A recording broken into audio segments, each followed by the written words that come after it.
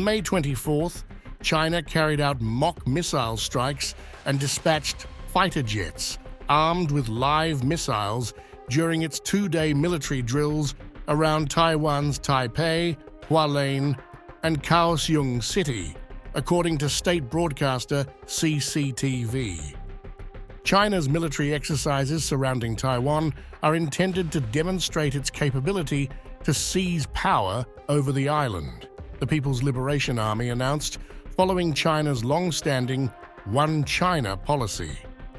The One China policy represents the diplomatic acknowledgement that there is only one Chinese government.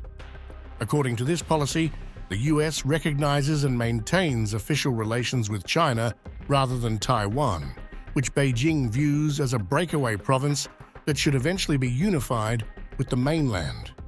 This policy is a cornerstone of US-China relations and a fundamental aspect of Chinese diplomacy. However, it differs from the One China principle, under which China asserts that Taiwan is an inalienable part of its territory. These exercises, which Beijing claims were intended to punish Taiwan's newly inaugurated president, Ching-te, included bombers forming attack formations in the waters east of Taiwan in coordination with naval vessels. The drills tested China's ability to take control of key areas of Taiwan. The One China policy dates back to 1949, following the conclusion of the Chinese Civil War. The defeated nationalists, also known as the Kuomintang, fled to Taiwan and established their government there, while the victorious communists founded the People's Republic of China on the mainland. Both factions claimed to represent the entirety of China. Since then, the Chinese Communist Party has threatened to use military force if Taiwan ever formally declares independence. However, in recent years, China has also employed a more diplomatic approach toward the island. The exercises, dubbed Joint Sword 2024A by the People's Liberation Army's Eastern Theater Command, began just 3 days after Lai assumed office. They also included simulated bombings of foreign vessels, highlighting the intensity of China's military maneuvers. Taiwan has strongly condemned these actions. China regards Taiwan as its own territory and labels President Lai as a separatist. His inauguration speech, in which he called for Beijing to cease its threats and asserted that the two sides of the strait were not subordinate to each other, drew sharp criticism from Beijing. My fellow citizens, as we pursue the ideal of peace, we must not harbor any delusions. So long as China refuses to renounce the use of force against Taiwan, all of us in Taiwan ought to understand that even if we accept the entirety of China's position and give up our sovereignty, China's ambition to annex Taiwan will not simply disappear. A senior Taiwanese security official reported to Reuters that Chinese bombers practiced mock attacks on foreign ships near the Bashi Channel, aiming to demonstrate control over the strategic area west of the first island chain, which stretches from Japan through Taiwan to the Philippines and Borneo.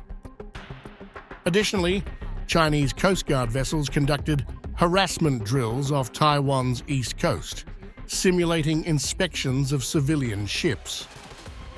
The Coast Guard stated it performed law enforcement drills focusing on verification, identification, and repulsion in waters east of Taiwan.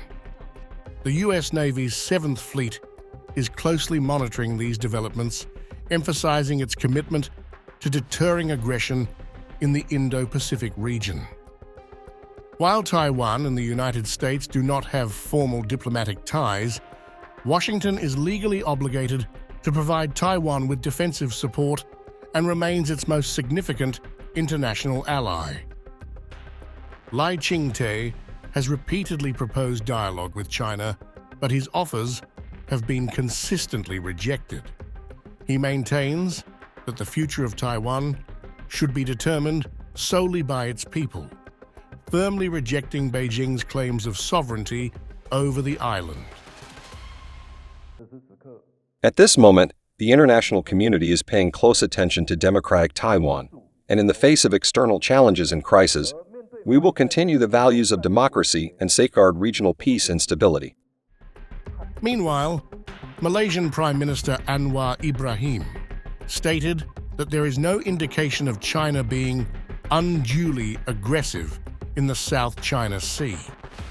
He expressed optimism that peace will be maintained in the region despite China's recent military activities near Taiwan.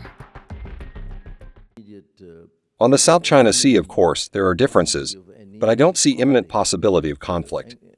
We should enter into dialogue and engage forcefully.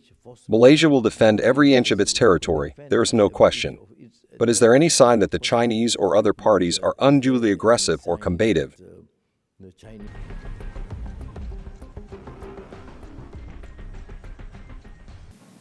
The African Union firmly supports China's efforts in safeguarding national sovereignty, territorial integrity, as well as security and development interests of each other.